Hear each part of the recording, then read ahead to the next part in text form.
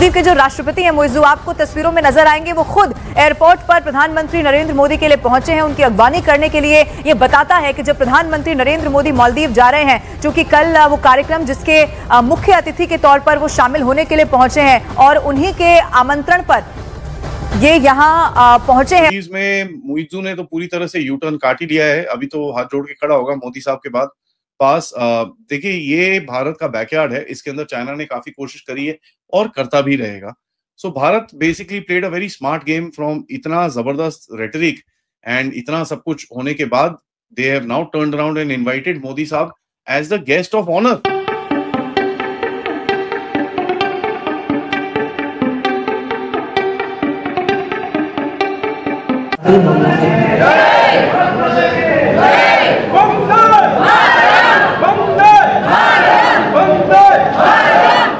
सारी चीजें उन्होंने अपने कंट्रोल में कर ली। दोबारा वो जीत गए, दोबारा वो इलेक्शन भी जीत गए, लोगों को भी साथ में ला लिया, बहुत कुछ उन्होंने जो है वो किया। So interesting times for India, interesting times for the leadership in India. मतलब कि गवर्नमेंट्स का तो पर्पस ही यही है ना। आप आईआर होता क्या, इंटरनेशनल रिलेशंस होता क्या है? इंटरनेशनल रिलेशन एसेंशियली होता है आपका प्रमोट करना किसी भी तरीके के बिजनेसेस को। जो अगर प्राइम मिनिस्टर जाते हैं तो उनके साथ आप देखिए बहुत लंबा चौड़ा अंतराज जाता है जिसमें कि बिजनेस लीडर्स होते हैं। बहुत सारे को मेरे ख्याल है 56 प्रोजेक्ट्स वहां पे अप्रूव हुए हैं, हो चुके हुए हैं। मिलियंस ऑफ डॉलर्स इंडिया ने लगाया, स्टेट बैंक ऑफ इंडिया वहां पे इन्वॉल्व है। तो इंडिया बड़े पैमाने पे मालदीव में इन्वॉल्व हो चुका है। देखिए इंटरेस्टिंग ये चीजें हैं कि this is hard geopolitics which is being played. China को भी एक मैसेज दिया जा रहा है, अमेरिका को भी एक मैसेज दिया जा रहा है। 1.5 साल पहले जब मालदीव की सत्ता बदली तो भारत से कूटनीतिक तनाव बढ़ गया। अब दोनों देशों के रिश्ते सामान्य हो रहे हैं। इसी बीच प्राइम मिनिस्टर मोदी 25 और 26 जुलाई को मालदीव की राजकीय यात्रा पर जा रहे हैं।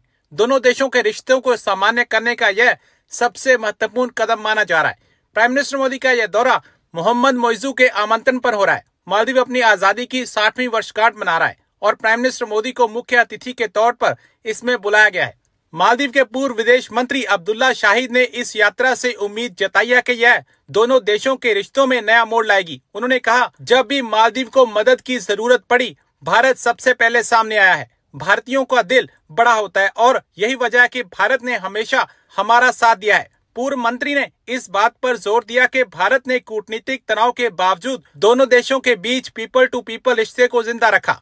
उनके अनुसार सरकारें बदलती हैं, लेकिन दोस्ती की बुनियाद नहीं हिलनी चाहिए। डॉक्टर मोहम्मद मोइज़ू ने हाथ मिलाकर प्रधानमंत्री नरेंद्र मोदी का स्वागत किया। मालदीव में मोइज़ू ने तो पूरी तरह से यू टर्न काट ही लिया है, अभी तो हाथ जोड़ के खड़ा होगा मोदी साहब के बाद पास। देखिए ये भारत का बैकयार्ड है, इसके अंदर चाइना ने काफी कोशिश करी है और करता भी रहेगा।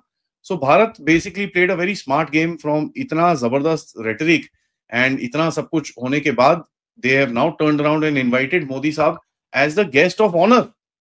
ठीक है जी, जो एक टाइम पे इंडिया आउट के कैंपेन लगा के बैठे हुए थे। देखिए इंटरेस्टिंग ये चीजें हैं कि this is hard geopolitics which is being played. China को भी एक मैसेज दिया जा रहा है, अमेरिका को भी एक मैसेज दिया जा रहा है। जैसे आज सुबह पत्रिका तो मैंने भी बात करी है, India is in no mood of listening. And recent जो पॉलिटिकल इवेंट्स दिखते हैं, जिस तरह से जो वाइस प्रेसिडेंट के साथ हुआ, यू नो व्हाट, जो भी कर लीजिए पॉलिटिक्स अपार्ट, एक सिग्नल तो बड़ा क्लियर जाता है कि साहब मोदी साहब is not in the mood of any deviation. जो उन्होंने प्लान बनाया है, he wants to go by that and he wants that to happen. उसके लिए वो कुछ भी करने को तैयार है and that is something I like, क्योंकि यहां पर अगर आप देखेंगे this is now hard diplomacy and hard politics which is being played. यहाँ पर चाइना को ऑफ कोर्स एक मैसेज तो जाएगा एंड मोदी साहब की जो एक सॉफ्ट हार्ड स्ट्रैटेजी है वो कहीं ना कहीं एक चीज दिखाया है इसके अंदर। And let me tell you, Bangladesh भी घूम फिर के वापस आएगा, सॉरी सूरी सूरी सब कुछ बोलेगा। एंड दिस जैसे हमने पहले भी हमने एक आध बार बात की है कि मोदी जी के आने के बाद, यानी कि पहले भी ऐसा नहीं कि कोई बिजनेस में भारत किसी तरीके से पीछे था, लेकिन आपको लगता है कि इस वक्त पीएम मोदी जो है वो बिजनेस को बहुत ज्यादा इंपॉर्टेंस दे रहे हैं। टैरिफ कई जगह से, अमेरिका की तरफ से भी जो बात की गई तो वहां पर भी उन्होंने कोशिश की कि टैरिफ वाला मामला जो है वो उसको थोड़ा सा सॉर्ट आउट किया जाए। तो आपको लगता है कि क्योंकि हमारे यहाँ एक इम्प्रेशन ये है कि मोदी जी क्योंकि गुजरात से और गुजरात के लोग जो हैं वो बिजनेस वगैरह में काफी उनको समझ है, तो आपको लगता है कि ये चीज फायदा दे रही है आपको? देखिए, जब आप गवर्नमेंट का, why do we have governments ना, गवर्नमेंट्स का और काम क्या है? फैसिलिटेट करना बिजनेस को, फैसिलिटेट करना इन्वेस्टर्स को, ये सब गवर्नमेंट्स आपस में रूल बनाती है। इन्वेस्टमेंट तो प्राइवेट पार्टीज करेंगी ना, बट उन दोनों के बीच का जो ट्रांजैक्शन है वो फेयर हो, ट्रांसपेरेंट हो, किसी भी तरीके का कोई कंट्री ये ना फील करे कि हमारे साथ जाती हो गई। तो इन चीजों को देखते हुए ये जो गवर्नमेंट्स हैं, ये ऐसे जो अटेम्प्ट्स करती हैं कि दोनों देशों, जो दो देश हैं, उनके बीच में बिजनेस ट्रांजैक्शन बढ़े, उनके बीच में बिजनेस ट्रांजैक्शन न सिर्फ बढ़े बल्कि बिजनेस का जो ओवरऑल वो है वो सब भी इम्प्रूव हो। तो उसको, तो मेरे ये कहने का मतलब है कि गवर्नमेंट्स का तो पर्पस ही है ये ना। आप आईआर होता क्या, इंटरनेशनल रिलेशंस होता क्या है? इंटरनेशनल रिलेशन एसेंशियली होता है आपका प्रमोट करना किसी भी तरीके के बिजनेसेस को। जो अगर प्राइम मिनिस्टर जाते हैं तो उनके साथ आप देखिए बहुत लंबा चौड़ा अंतराज जाता है, जिसमें कि बिजनेस लीडर्स होते हैं, दूसरे इस तरीके के जो इंपॉर्टेंट इंडस्ट्रियलिस्ट होते हैं वो लोग जाते हैं। तो it's one of the task of the government to ensure कि बिजनेसेस या जो कमर्शियल रिलेशनशिप है उसको बढ़ावा मिले, और उसमें एफटीए जो है वो एक इम्पॉर्टेंट रोल प्ले करता है। और सारी कंट्रीज तो एक समान नहीं हो सकती ना, जैसे अफ्रीकन कंट्रीज है उनकी रिक्वायरमेंट कुछ दूसरी है, लेकिन अब जो इंडस्ट्रियलाइज्ड और डेवलप्ड कंट्रीज हैं यूके की तरह, उनकी और इंडिया के रिलेशनशिप की रिक्वायरमेंट दूसरी है। तो जैसा मैंने आपको बताया कि अगर आप देखें इंडियन एफटीए को अगर आप ध्यान से दें तो जो की ऑब्जेक्टिव्स है इस बार इनके एफटीए का, उसमें है नंबर 1, जैसे मैंने आपको बताया, टैरिफ रिडक्शन। तो अब इंडिया और दोनों के इंटरेस्ट अलग अलग है। जैसे यूके चाहता है कि ऑटोमोबाइल्स में जो यूके ऑटोमोबाइल है या टेक्सटाइल है यूके की या स्कॉच विस्की है, वो जो है इंडिया में आए और उस पर टैरिफ कम लगे या जीरो हो जाए टैरिफ, ठीक है ना। इंडिया चाहता है कि इंडिया की जो फार्मास्यूटिकल्स है और इंडिया की जो आईटी सर्विसेज हैं वो अगर यूके में जा रही हैं तो वहां पे टैरिफ ना लगे या रिड्यूस हो जाए।